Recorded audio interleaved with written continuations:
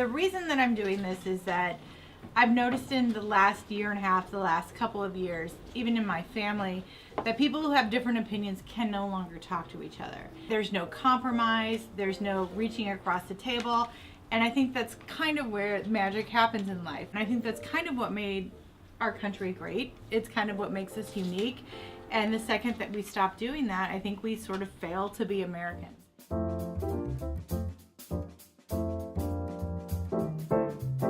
I might be the extinct version of a Rockefeller Republican. So I'm expecting the majority of the people to be pretty left-leaning. Election evening didn't go quite as we had hoped. I wasn't a Hillary Clinton lover. I don't know a soul here.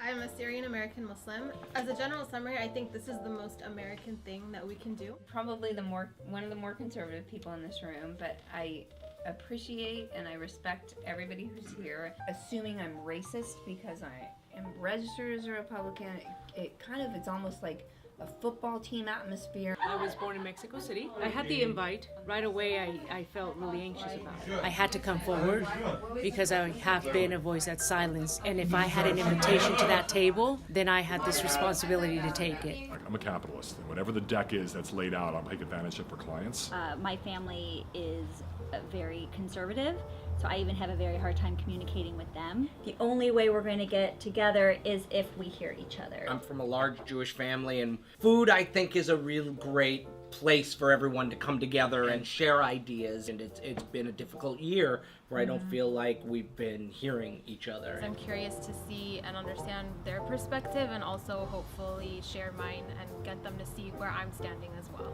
So hopefully someone will take even one thing that I say and maybe hopefully harden them in some way in a good way. It was hard to get people to come. It took months and months and months to gather people who were willing to do this. People don't want to talk about this kind of stuff. They don't want to talk about where we are.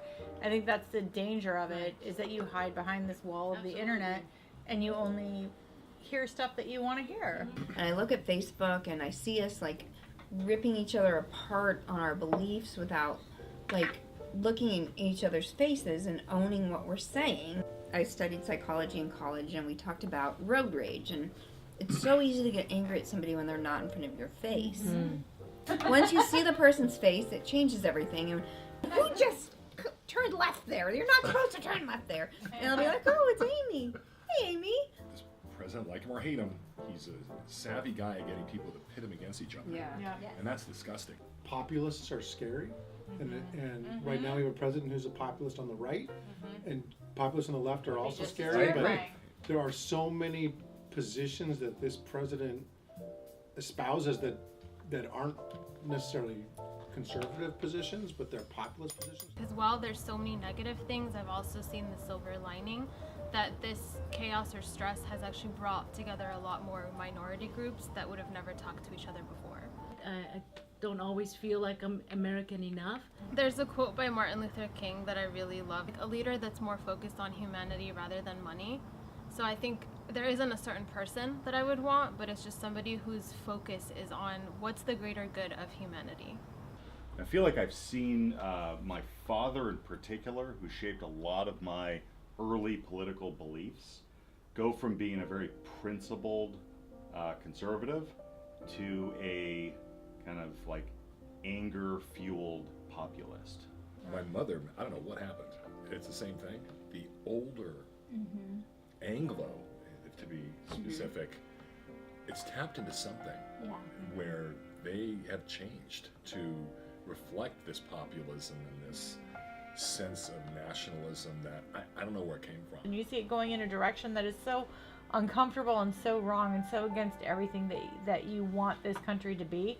So I'm glad that we're all here. I'm glad that we don't think alike. I'm glad we come from different backgrounds, because I think it shows that we don't have to hate each other to come to a solution that's going to be better for the majority of people. Here we are expecting our young people to do something that we can't do. And so I say, I check myself on that. And so if I can't do it, then, what are we doing? What example are we setting? Right. This is our legacy. I was born, I think, maybe 16 months before Nixon resigned. I think the country's been on cruise control in a lot of ways politically ever since. I don't think it's funny that most Americans don't know who their political representative is, or who, you know, the Speaker of the House is, or even people who the Vice President happens to be. I think there's a greater good that people are waking up, and American democracy is coming off of cruise control, and people are recognizing that if they don't participate in a meaningful way, they're going to be manipulated.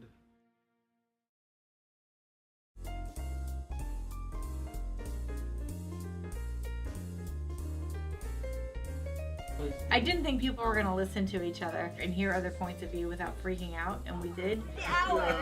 For me, there was a couple of eye-opening moments of just understanding what someone else was feeling. Okay, nice to meet you. What's really fascinating is even the way we sat in that table. The men were on one side and the women were on the other side. I wish that some people had felt more comfortable to speak up more. The quietest of the table were primarily the women of color. I think that when people get together, they speak honestly. Like total work time, it's like a half. I would absolutely do it again. I agree, I would do it again too.